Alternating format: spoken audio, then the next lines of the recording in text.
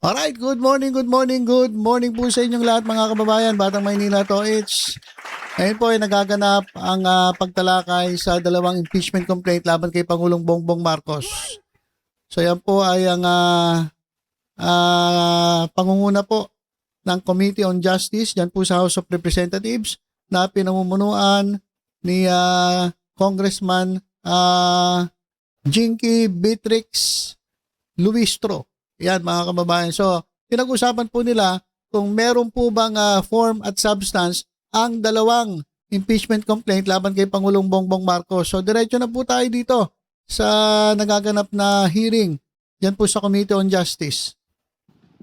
Any other member who wishes to comment to the sufficiency in form of the De Jesus complaint?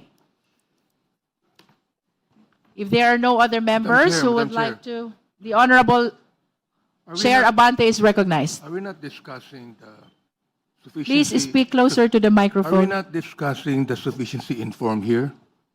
But this is a proceeding on the sufficiency in form. Yes, Madam Chair, but I did not hear any explanation of Congressman Nitay on the sufficiency in form. What I heard was the complaint on impeachment.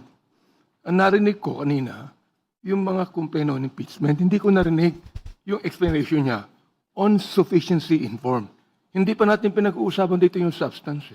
Ang pinag-uusapan natin dito, ang sufficiency in form.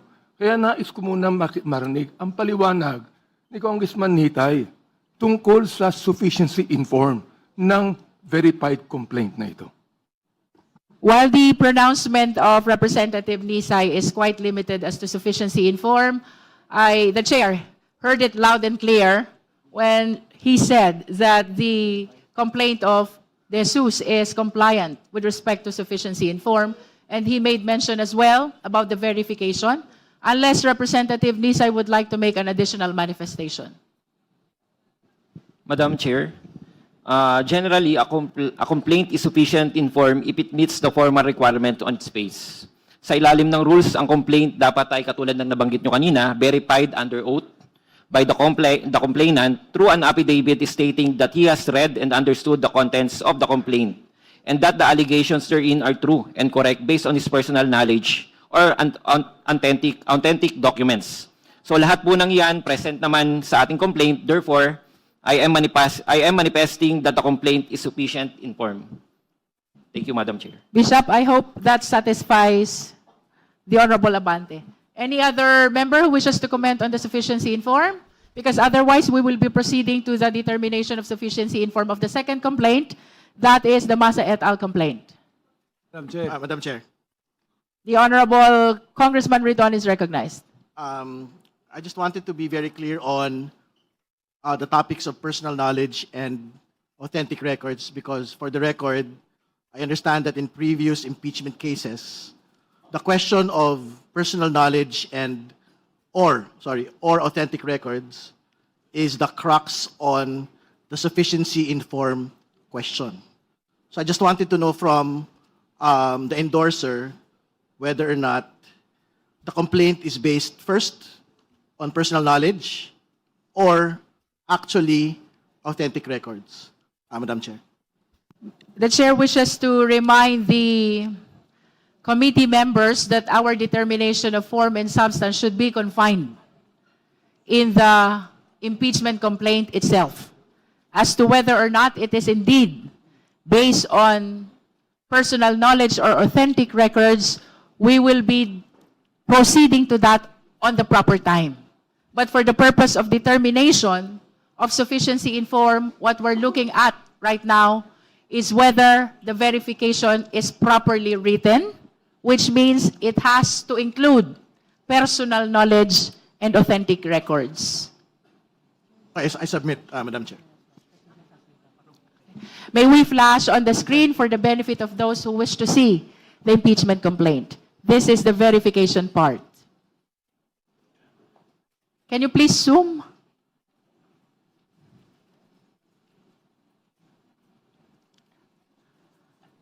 What is significant in the verification is actually paragraph 3.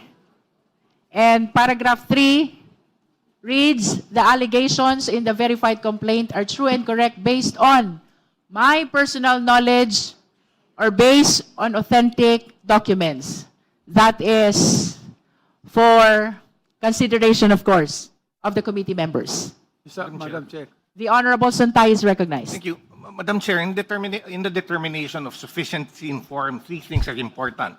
Verification, endorsement, proper content and structure. The complaint is duly verified. It contains a sworn affidavit of the complainant affirming that he has read the complaint and that its allegations are true to his personal knowledge. There is an endorsement coming from the Honorable Nisay, and, well, if it contains the proper structure, well, the names of the parties are there, the designation of the offense and actual omission. I believe that the complaint is sufficient in form. Thank you, Congressman Suntay. Madam The Chair. Honorable Vice Chair Dumogan is recognized. Thank you, Madam Chair. It is clear enough.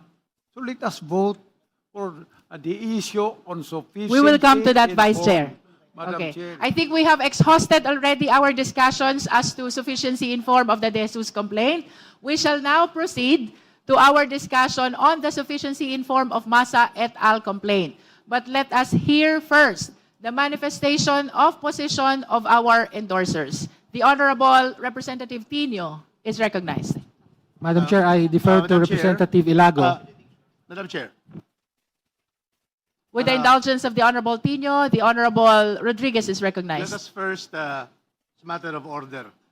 We have already discussed, and there's a presentation of the congressman endorsing the complaint. There has been statements that they are informed. I think we should now vote.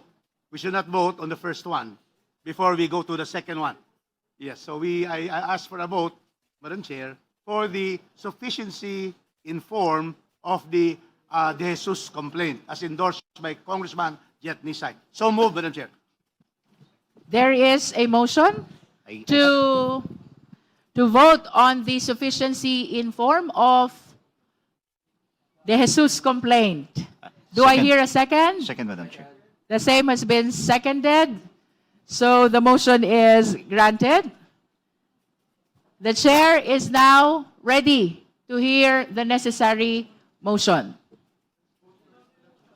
Madam Chair. The Honorable Madam Chair. Amben Abante is Madam recognized. Chair, I move to declare the impeachment complaint filed by Attorney Andre R. De Jesus sufficient and informed. That's already been moved by me. It's already been moved. So let us move on the prior motion. The and we have understanding to of the vote or chair not. about the motion of the Honorable Rodriguez is a motion to vote already about the sufficiency in form of the Jesus complaint. And that is why I solicited a second, and the chair granted that motion to vote already. Now we are entertaining the motion to declare the Jesus complaint as sufficient in form as raised by the Honorable Amben Amante. Vote Madam Chair, the motion to vote, if it is voted in favor, it's approved. It is therefore voted in form as sufficient. So there's no need for another motion to declare. Because I already moved to vote, and with that vote, it will result on either its referral back to the Secretary General because it is insufficient in form, or it is approved, it is sufficient in form, and we proceed to the next step. Thank you, Madam Chair.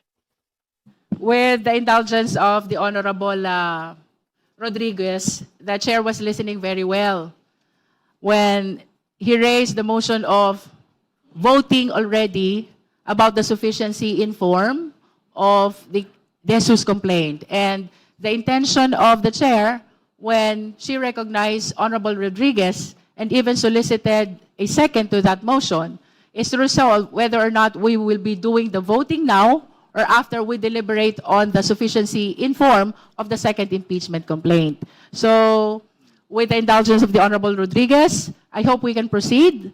We have granted the motion to do the voting now, and now we are entertaining the motion to declare the Jesus complaint as sufficient in form. There is a motion to declare the Jesus complaint as sufficient in form, as raised by the Honorable Amben Amante. The same has been seconded. Is there any objection? I object, Madam Chair. There I did not properly hear the explanation on that sufficiency in form. And that is what I would like to hear. And because of this, I object. There is a motion to declare the De Jesus complaint as sufficient in form. The same has been objected to by the Honorable Abante, and therefore we will be dividing the House. Those who are in favor of the motion, please raise your right hand. Comsec, please count.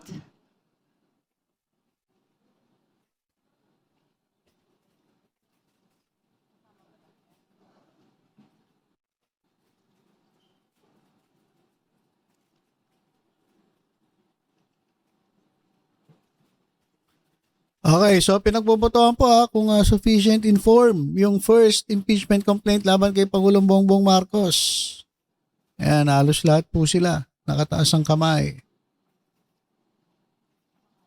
Ito po ay nangyayari sa Committee on Justice, dyan po sa House of Alright, did we get Representatives. the number? Those who are not in favor of the motion, please raise your right hand.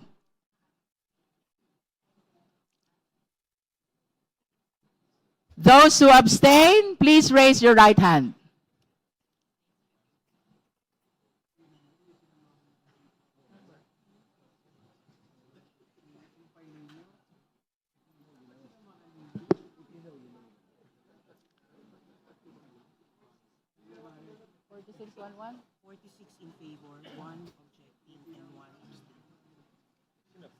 With 46 votes in favor, 1 vote against, and 1 abstain, the chair declares the De Jesus complaint as sufficient in form.